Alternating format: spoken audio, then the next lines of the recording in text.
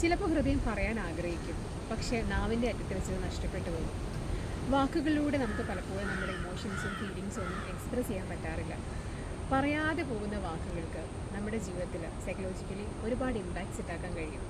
അപ്പോൾ നമ്മൾ ഇന്ന് സംസാരിക്കാൻ പോകുന്ന വിഷയം പറയാതെ പോകുന്ന വാക്കുകൾ, അൺസ്പോക്കൺ വേർഡ്സ്.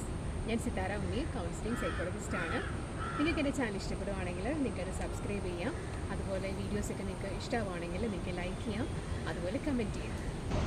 പറയാതെ പോകുന്ന വാക്കുകൾക്ക് നമ്മുടെ ജീവിതത്തിൽ സൈക്കോളജിക്കലി ഒരുപാട് ഇമ്പാക്ട്സ് ഉണ്ടാക്കാൻ സാധിക്കും. Psychology says emotions that are suppressed will find another way to come out. പറയാതെ പോകുന്ന വാക്കുകൾ, അതായത് പലതരത്തിലുള്ള ഇമോഷൻസും ഫീലിങ്സും ആവാം. ചിലപ്പോൾ അത് നന്ദി വാക്കായിരിക്കാം, അല്ലെങ്കിൽ ക്ഷമിക്കണമെന്ന് പറയുന്നൊരു വാക്കായിരിക്കാം, അതോ അല്ലെങ്കിൽ ഞാൻ നിന്നെ സ്നേഹിക്കുന്നു, എനിക്ക് നിന്നെ വേണം എന്നുള്ള കാര്യങ്ങളായിരിക്കാം. നമ്മൾ പറയാതെ അടക്കി വയ്ക്കുമ്പോൾ, നമ്മുടെ ഉള്ളിൽ തന്നെ നമ്മൾ അടക്കി വയ്ക്കുമ്പോൾ സൈക്കോളജിക്കലി പല ഇമ്പാക്ട്സും അത് ഉണ്ടാക്കിയേക്കാം. പറയാതെ പോകുന്ന ഒരു നന്ദി വാക്കായിരിക്കാം, അത് നമുക്ക് ജീവിതകാലം മുഴുവൻ ഒരു കുറ്റബോധത്തിന് കാരണമായിരിക്കാം. അതുപോലെ പറയാതെ പോകുന്ന ഒരു ക്ഷമിക്കണം എന്നൊരു വാക്കായിരിക്കാം, അത് ബന്ധങ്ങളിൽ വിള്ളലുകൾ ഉണ്ടാക്കാൻ കാരണമായിരിക്കാം. അതുപോലെ പറയാതെ പോകുന്ന ഞാൻ നിന്നെ സ്നേഹിക്കുന്നു എന്ന് പറയുന്ന ഒരു വാക്യമായിരിക്കാം, അത് നമുക്ക് ജീവിതകാലം മുഴുവൻ നമ്മളെ നിരാശയിലേക്ക് നയിച്ചേക്കാം. അതുകൊണ്ട് നമ്മുടെ ഇമോഷൻസിന്, ഫീലിങ്സിന് നമ്മൾ വാക്കുകളിലൂടെ എക്സ്പ്രസ് ചെയ്യാം. അവർ hidden emotions find healing when expressed. ഈ ഒരു ടെക്നിക്കിന് പറയുന്ന പേര് കഥാർസിസ് എന്നാണ്. ആക്ച്വലി കഥാർസിസ് എന്നതുകൊണ്ട് ഉദ്ദേശിക്കുന്നത് അതൊരു ഗ്രീക്ക് വേർഡാണ്. അതിൻ്റെ മീനിങ് എന്ന് പറയുന്നത് പ്യൂരിഫിക്കേഷൻ എന്നാണ്.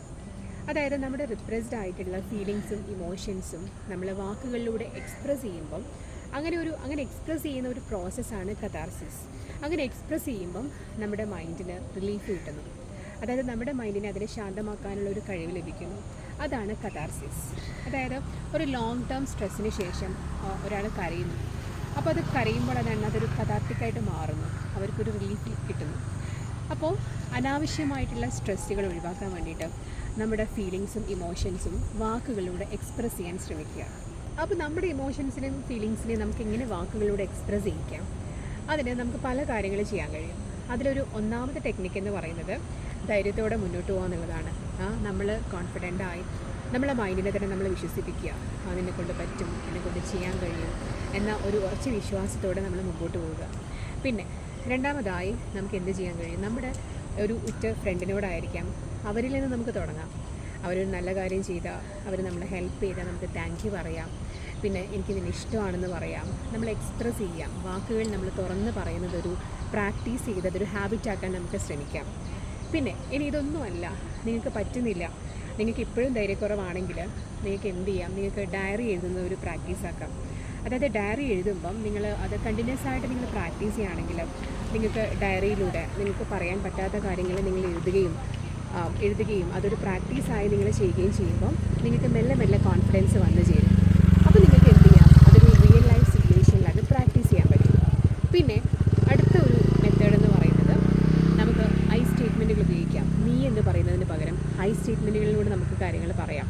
അതായത് എനിക്ക് വെച്ചിട്ടുള്ള സ്റ്റേറ്റ്മെൻറ്റുകളിലൂടെ നമുക്ക് കാര്യങ്ങൾ നമ്മൾ പറയുക. അങ്ങനെയാവുമ്പം നമുക്ക് കുറച്ചുകൂടെ നമുക്ക് വാക്കുകളിലൂടെ തുറന്ന് പറയാൻ കഴിയും. പിന്നെ പലപ്പോഴും നമ്മൾ ചെയ്യുന്നതാണ്, നമ്മൾ ചിലപ്പം മെസ്സേജ് ചെയ്യും, അല്ലെങ്കിൽ ജസ്റ്റ് ഒരു ടെക്സ്റ്റിലൂടെ നമ്മുടെ ഫീലിങ്സ് നമ്മൾ അറിയിക്കാൻ ശ്രമിക്കും. പക്ഷേ അതിന് പകരം നമ്മൾ ഓപ്പണായിട്ട് ഫേസ് ടു ഫേസ് ആയിട്ട് കമ്മ്യൂണിക്കേറ്റ് ചെയ്യുക. നേരെ ഐ കോണ്ടാക്റ്റ് വെച്ച് നമ്മൾ സംസാരിക്കുക, എക്സ്പ്രസ് ചെയ്യുക. അപ്പോൾ നമുക്ക് കുറച്ചുകൂടെ നമ്മുടെ കാര്യങ്ങൾ, നമുക്ക് വാക്കുകൾ തുറന്ന് പറയാൻ കഴിയും. അപ്പോൾ അതുകൊണ്ട് ഇമോഷൻസും ഫീലിങ്സും വാക്കുകളിലൂടെ എക്സ്പ്രസ് ചെയ്യുന്നത് ഒരു ഹാബിറ്റാക്കി മാറ്റുക. അതായത് അങ്ങനെ ചെയ്യുകയാണെങ്കിൽ അനാവശ്യ സ്ട്രെസ്സുകൾ നമുക്ക് ഒഴിവാക്കാൻ കഴിയും. അതുകൊണ്ട് വാക്കുകൾ നമ്മൾ തുറന്ന് പറയുക.